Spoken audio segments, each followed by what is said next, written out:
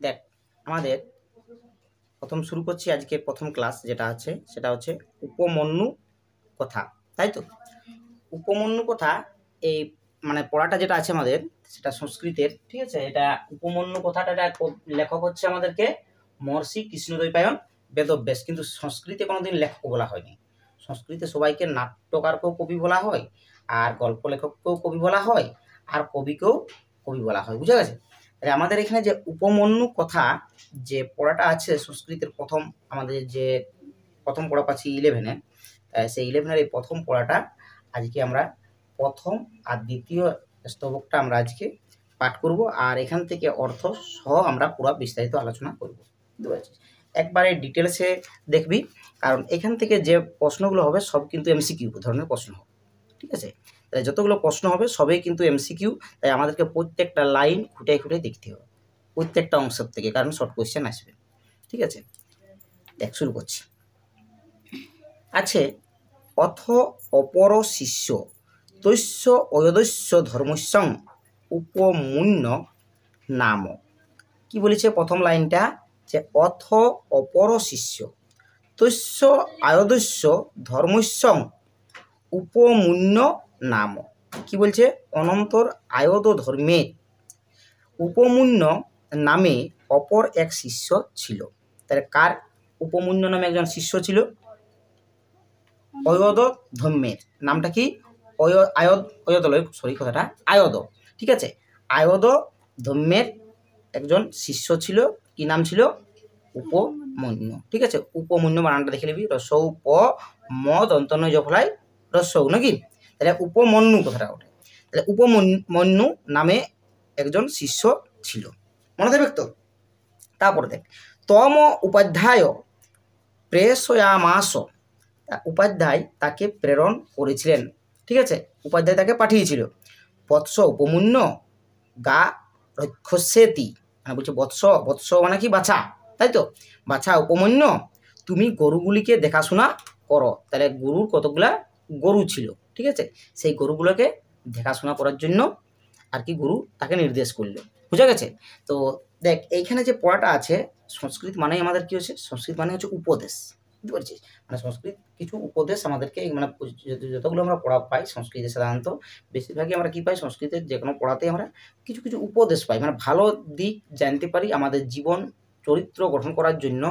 যে মানে রামায়ণ মহাভারতের যে বিষয় বা কাহিনী আছে, সেই কাহিনীগুলো আমাদের সাধারণত পড়ার মধ্যে দিয়ে থাকে, ঠিক আছে।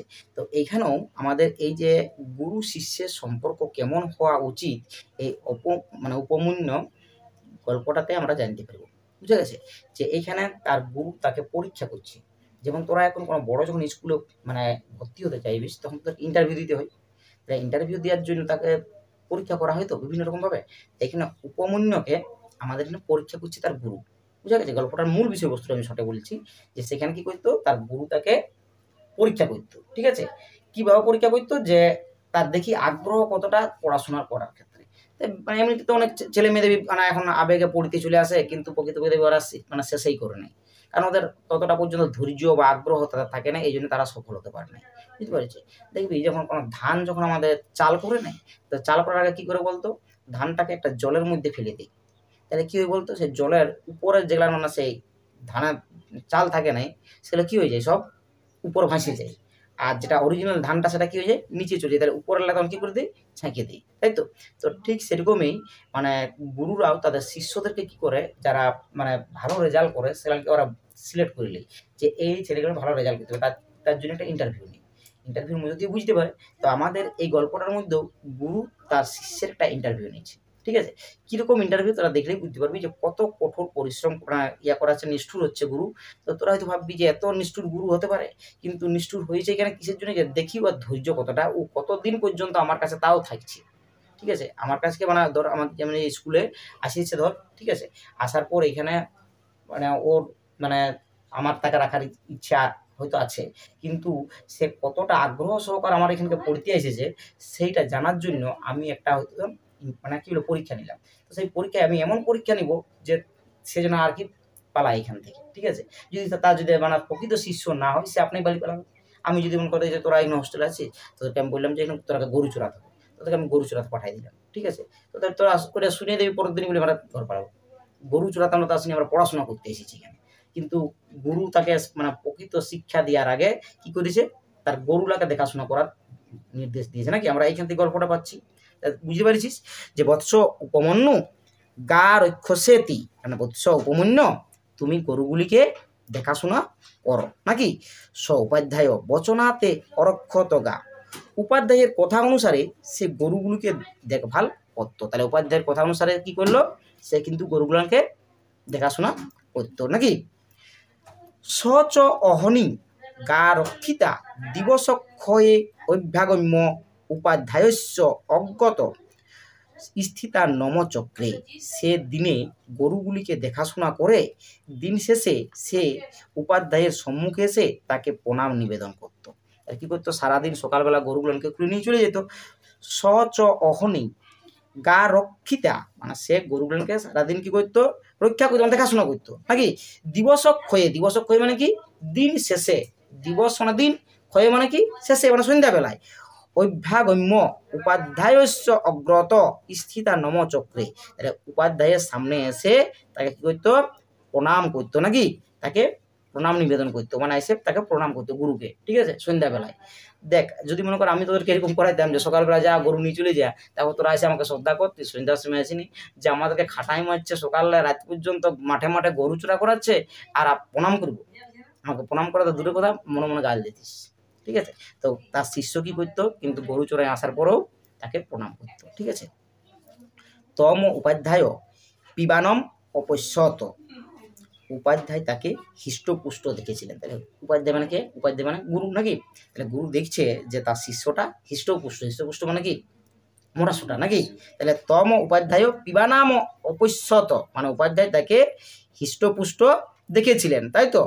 উবাচ চ এনম বৎস উপমন্যু কেন বৃত্তিং কল্পয়সি, তাকে জিজ্ঞাসা করেছিল, বৎস উপমন্য তুমি কি দ্বারা জীবিকা নির্বাহ করো, মানে যে তুমি যে হৃষ্টপুষ্ট আছে তুমি কি খাচ্ছ, সকাল থেকে তো সন্ধ্যা পর্যন্ত গরু চড়াও, আমার এখানে এসে প্রণাম করে তারপর রাত্রে থাকছে, খাতে দিত নেই, গুরু কিন্তু কোনো খাবার খাতে দিত নেই, ঠিক আছে। তারপর তুমি কীভাবে জীবিকার মানে বাঁচিয়ে আছো, বলছি কি খাই বাঁচিয়ে আছো, ঠিক আছে। পিবানসি দৃঢ়মতি, তুমি দৃঢ় ও হৃষ্টপুষ্ট, তুমি যে বলছে শক্তপোক্ত, কি করে বলছে, তোমার তো বলছে শক্তপোক্ত থাকার কথা নয়, কারণ তোমার তো খাবার দেওয়া হয় নাই, ঠিক আছে। স উপাধ্যায় অঙ্গ প্রত্যুবাচ, সে উপাধ্যায়কে প্রত্যুবাচ করলো, মানে কি, মানে প্রত্যুত্তর বললো আর কি। তাহলে স উপাধ্যায় প্রত্যুবাচ মানে কেন বৃত্তিং কল্পয়ামি তম, কি বলছে, সে উপাধ্যায়কে প্রত্যুত্তরে বলেছিলেন, ভৈক্ষেন মানে কি, ভিক্ষা দ্রব্যের দ্বারা জীবিকা নির্বাহ করি, ভৈক্ষেন বৃত্তিং কল্পয়ামি তম, মানে আমি কি ভিক্ষা করে আর কি জীবিকা নির্বাহ করবো, মানে ভিক্ষা করে আমি খাই আর কি, ঠিক আছে। মানে গরু চড়াতে গিয়ে গ্রামে গ্রামে ভিক্ষা করি, আর গ্রামে ভিক্ষা করে যা পাই সেটাই আমি খাই থাকি নাকি।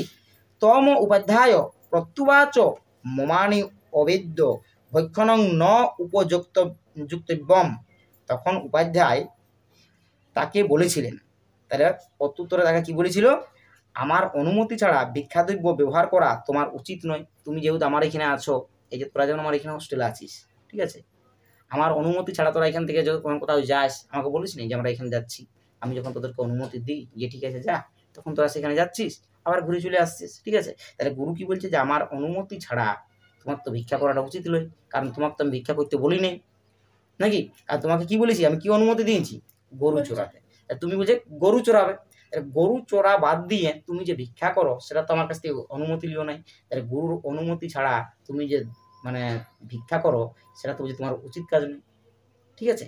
এইখান পর্যন্ত যেটা প্রথম স্তবকটা পড়াইলাম, এইখান পর্যন্ত একবার আমরা দেখে নেব, ঠিক আছে। তারপরে আমরা পরের অংশে আবার যাব, দেখে দেখ। এরপর আমরা 2 নম্বর যে এটা আছে স্তবকটা, সেখান থেকে আমরা দেখব কি আছে। এখানে বলছে যে স তথেতু উক্তা পুনর অরক্ষতগা, কি বলছে, স তথেতু উক্তা পুনর অরক্ষতগা অরক্ষিতা চ আগম্য তথৈব উপাধ্যায়স্য অগ্রত স্থিতা নমচক্রে, সেইরূপ পুনরায় সে গরুগুলিকে দেখাশোনা করত। সে যখন গুরু তাকে আগে আমরা পেলাম কি, যে বললো যে তোমার ভিক্ষা করা যাবে না নাকি? ওটা উচিত নয়, মানে বলছে ভিক্ষা করাটা উচিত নয়, ঠিক আছে।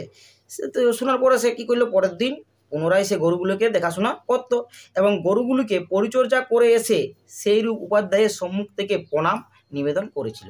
তা কী করলো, মানে এসে গরুকে সন্ধ্যার সময় এসে প্রণাম করতো এরকমভাবে নাকি। তম উপাধ্যায় তথাপি পিবানাম এব দৃষ্টা উবাচ বৎস উপমূন্য সর্বম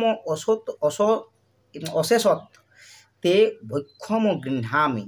কি বলছে, তম উপাধ্যায় তথাপি, মানে তম উপাধ্যায় তথাপি পিবানাম, কি বলছে, তবুও উপাধ্যায় তাকে হৃষ্টপুষ্টই দেখছিল। তম উপাধ্যায় তথাপি পিবানাম, মানে তারপরে যেমন বললে যে ভিক্ষা করা যাবে না, তারপরে দেখছে কি যে সে তাকে হৃষ্টপুষ্টই দেখছে। এব দৃষ্টা উবাচ, মানে এই দেখে সে আবার মানে তার ইয়াকে শিষ্যকে উপমন্যুকে জিজ্ঞাসা করছে নাকি, বৎস উপমন্য সর্বম অশেষত তে ভক্ষম গৃহামি, কি বলছে, তোমার সমস্ত ভিক্ষালব্ধ দ্রব্য আমি নিয়ে নিই। কি বলছে, তুমি যা ভিক্ষা করে নিয়ে আসবে সেটা সব আমাকে বলছে দিতে হবে নাকি, মানে ভিক্ষা করা জিনিসটা যেহেতু বলছে এটা আমার অনুমতি বিরুদ্ধ কাজ করেছো, তাই সেই জিনিসটা বুঝে আমাকে সব আনে দিতে হবে, তাই তো। তাহলে এখন কী করলো, গুরুর নির্দেশ, তাহলে গুরুর নির্দেশ মতো কী করছো, পরের দিন থেকে ও কী করতো, গ্রামে যে ভিক্ষা করতো সে ভিক্ষার দ্রব্য যা পাইতো সেটা আনে কী করতো, গুরুকে দিয়ে দিত নাকি। কেন ইদানিং বৃত্তিং কল্পয়সী, এখন কিসের দ্বারা জীবিকা নির্বাহ করছো। তারপরে গুরু পরে জিজ্ঞেস করছে, বলছে তাই তুমি এখন কিসের দ্বারা জীবিকা নির্বাহ, এখন কীভাবে তুমি বাঁচিয়ে আছো নাকি, মানে যেটা তো তুমি বলছো ভিক্ষা করতে সেটা তুমি আমাকে আনি দিয়েছো, তাই তুমি তারপরে কিসে মানে জীবিকা নির্বাহ করছো। স এবং উক্ত উপাধ্যায়েন প্রত্যুবাচ ভগবতে নিবেদ্য পূর্বম অপরম চরামি, কি বলছে, উপাধ্যায় কর্তৃক এরূপ বলা হলে সে প্রত্যুত্তরে বলেছিল, প্রথমে আপনাকে নিবেদন করে আবার যাই। বলছে আপনি যখন বললেন যে ভিক্ষাটা আমাকে আনি দিতে হবে, তাহলে কী করতাম আমি, ওই সেই ভিক্ষার দ্রব্যগুলো আমি আনি দিতাম, আবার যখন মাঠে চলে যেতাম সেখানে আবার গ্রামে যাই বুঝে আমি ভিক্ষা করতাম, আর সেই ভিক্ষার দ্বারা যা পেতাম পরে যে গিয়ে যে ভিক্ষা পেতাম সেটা আমি খাবার খেতাম, ঠিক আছে। তাহলে ও শিষ্য কত নিরীহ ছিল, বুঝতে পারছিস তুমি। তারপরে দেখ কতদূর পর্যন্ত বললাম,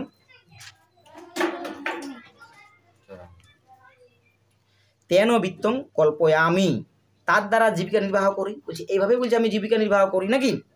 তম উপাধ্যায় প্রত্যুবাচ মা এসা নাজ্ঝা গুরুবৃত্তি, উপাধ্যায় প্রত্যুত্তরে তাকে বলেছিলেন এই আচরণ ঠিক নয়। বলছি এটা তো তোমার উচিত নয়, তোমাকে বলা হয়েছে তুমি যা ভিক্ষা পাবে সেগুলো সব গুরুকে আনি নিবেদন করতে হবে, তুমি গুরুকে আনি দেওয়ার পর আরও ঘুরে আনতে যাও, ঠিক আছে, বলছি এটা তোমার উচিত নয়। অন্যের সাম অপিবৃত্তম উৎপরধ্বম করসি এবং বর্তমান অলুব্ধ অসি, তুমি অন্যদের উপার্জনে বাধা দান করছো। বলছি কী করছো, বলছে তুমি যে দ্বিতীয়বার যখন যাচ্ছ তাহলে আরও অন্য কোনো ভিখারি যদি গ্রামটায় যায় তাহলে কী হবে, তাদেরকে মানে ওই যে ঘরলাই মানে ভিক্ষা করছো তুমি, আর কেউ যে ভিক্ষা দিবে তাদেরকে, তাহলে অন্যের তুমি ক্ষতি করে দিচ্ছ, মানে অন্য কোনো ব্যক্তি আর ভিক্ষা পাবে না, তুমি বারবার ওই ঘরলাই যে ভিক্ষা নিয়ে নিয়ে ক্ষতি করছো তুমি, ঠিক আছে। এই রূপে বর্তমানে লোভী হয়ে পড়েছো, আর যে কারণে তুমি বুঝে দিনে দিনে লোভী হয়ে যাচ্ছে, মানে তুমি মনে করছো কি যে একবার টানি দিলাম আমাকে, তারপরে নিজে আর আনতে গেলে তাই তুমি মনে করছো যবার যাচ্ছি তত পাচ্ছি, তাহলে এই যে যত যাচ্ছি তত পাচ্ছি, তাহলে তোমার এখানের মধ্যে এটা কী জন্ম নিয়েছে, লোভের জন্ম হচ্ছে। তাহলে লোভের জন্ম হলে তুমি বুঝে মানে প্রকৃত শিষ্য হতে পারবে না, তাই তোমার বলছে দ্বিতীয়বার ভিক্ষা করতে যাওয়াটা উচিত নয়, ঠিক আছে। একবারে ভিক্ষা করতে হবে, আর যা পাবে সেটা এনে গুরুকে দিতে হবে, কিন্তু তোমার আর দ্বিতীয়বার ভিক্ষা করতে যাওয়াটা উচিত নয়। কী করে বাঁচবে কী বেরোকম, বুঝা গেছে। 2 নম্বর ইয়েটা যে আমাদের এখান পর্যন্ত 2 নম্বরে আছে যে গুরু তার শিষ্যকে ভিক্ষা করা থেকে বিরত হতে বলল, মানে ভিক্ষা করা মানে বিরত হতে মানে কি, প্রথমবার ভিক্ষা করা আনো সেই ভিক্ষাটা গুরুকে দাও, কিন্তু দ্বিতীয়বার আর ভিক্ষা করতে নিজের জন্য কিছু রাখা যাবে না, কিন্তু জীবিকা নির্বাহ করতে হবে। আমাদের এই যে তোরা হোস্টেলে আসিস, তোদের গার্জেন বারবার জিজ্ঞাসা করে সকালে কী খাবার দেওয়া হয়, দুপুরে কী খাবার দেওয়া হয়, রাতে কী খাবার দেওয়া হয়, ঠিক আছে। আর তখনকার দিনে আজ প্রাচীন যুগে শিষ্যদেরকে নিজেদেরকেই কিন্তু তার মানে খাবার উপার্জন করতে হতো, ভিক্ষা করে হোক যে কোনো করে তাদেরকে অর্জন করে বাঁচে থাকতে হতো। আর গুরু একে কী করছে, পরীক্ষা করছে, ঠিক আছে, যে দেখি ই না খাই কী করে টেকে থাকতে পারে, কত মানে ওর শিক্ষায় কত আগ্রহ। যদি প্রকৃত আগ্রহ না থাকে তাহলে কী হবে, ছাড়ি পালাবে, ঘর চলে যাবে, আর ঘর চলে তাহলে বোঝা গেল যে প্রকৃত ছাত্র ছিল না। আর যে পড়ে থাকবে কে কীরকম, মানে যে না আমাকে শিখতেই হবে, আমাকে মানে শিক্ষা লাভ করতেই হবে। যখন কেউ মানে কোনো একটা জিনিস লাভ করতে চায়, ঠিক আছে, তখন সে পারিপার্শ্বিক বাকি কিছু আর দেখে না, ঠিক আছে, যে তোরা যেমন এখানে এসেছিস কী জন্যে, খাবার খাওয়ার জন্য এসেছিস, না দামি ড্রেস পোশাক পরার জন্য এসেছিস, না পড়াশোনার জন্য এসেছিস? মেন হচ্ছে পড়াশোনা। তাহলে আগে আমরা দেখব কি যে এখানে আমার পড়াশোনাটা কী হচ্ছে। কিন্তু মানে আমাদের এখন বর্তমান যুগে কী হয়েছে, আভিজাত্যটা এবং পারিপার্শ্বিকটা বেশি সবাই দেখছে, যে আমরা যেখানে ক্লাস করছি সেই ক্লাসরুমটা মাটির ঘর না ছাদ না মজাক করা, আগে আমরা সেই দিকটা নজর দিচ্ছে, গার্জিয়ানরাও নজর দিচ্ছে, ছেলেরাও নজর দিচ্ছে, ঠিক আছে। আর এখানে যে পড়াশোনা কী হচ্ছে সেটা পরের কথা, তারপরে খাবার দাবার পোশাক আশাক, যেখানে দেখা যাচ্ছে খুব সুন্দর দামি দামি পোশাক আশাক, দামি গাড়ি, ঠিক আছে, গাড়ি করে ছেলে মেয়েরা আসছে, তখন বিশাল বড় স্কুল, ঠিক আছে, সেখানে অনেক ছেলে মেয়ে এসে ওই যে আভিজাত্য দেখানো হচ্ছে। কিন্তু যে প্রকৃত শিক্ষা আমার কী হচ্ছে সেটা কিন্তু কারো নজর নাই, সেই রবীন্দ্র ঠাকুর তোতা কাহিনী। কিন্তু যদি প্রকৃত শিক্ষক হয় বা প্রকৃত যদি শিক্ষার্থী হয়, সে কিন্তু শিক্ষা ছাড়া অন্য কোনো দিকটাকে নজর দেবে না, ঠিক আছে। এইখানে যেমন এই যে শিষ্য গুরু তাকে কি করছে, পরীক্ষা করছে, যে দেখি আমার শিষ্য কতদিন টিকতে পারছি, যদি টিকতে পারে তাহলে এই কিন্তু আমার প্রকৃত শিষ্যকে, তখন তাকে আমি প্রকৃত শিক্ষা লাভ করালে আমার কিন্তু সম্মান দেবে। আমি 500 স্টুডেন্ট পড়াই, আমার 5টা ছেলে পাস করলো, আর আমি একটা স্টুডেন্ট পড়াই, একটা ছেলেকে আমি টপ রেজাল্ট করাইলাম, কোন গুরু মানে প্রকৃত গুরু? যে একটাই পড়াচ্ছে, কিন্তু একটাকেই প্রকৃত। কিন্তু আমি যদি না আমার 500 স্টুডেন্ট না হলে আমি পড়াবো না, সেটা বড় জিনিস নয়। আমি একটা স্টুডেন্ট পড়াবো, কিন্তু একটাকে ভালো করে পড়াবো এবং সঠিক রেজাল্ট করাবো, ঠিক আছে। এই উপমান্য কথাতে এইখানে দেখা যাচ্ছে যে গুরুকে কিন্তু প্রকৃত গুরুর মতন হতে হবে, আর শিষ্যকেও কিন্তু প্রকৃত শিষ্যর মতন হতে হবে, যে আমার শিক্ষাটা হচ্ছে মেন, গুরুর কাছ থেকে আমি শিক্ষা লাভ করতে গেছি, আমি প্রকৃত শিক্ষা দেবো। তাতে আমার কত কষ্ট হচ্ছে, মানে যদি সুখের মধ্যে দিয়ে শিক্ষা লাভ হতো তাহলে তো সবাই শিক্ষা লাভ করতো, কষ্টের মধ্যে দিয়ে শিক্ষা লাভ করতে হয়, সেটাই গল্পটার মধ্যে দিয়ে দেখানো হবে, ঠিক আছে। তো আমরা এই যে দুটা শ্লোক পড়লাম, এই দুটা শ্লোক থেকে আমরা এই বিষয়গুলোই জানব। ক্লিয়ার?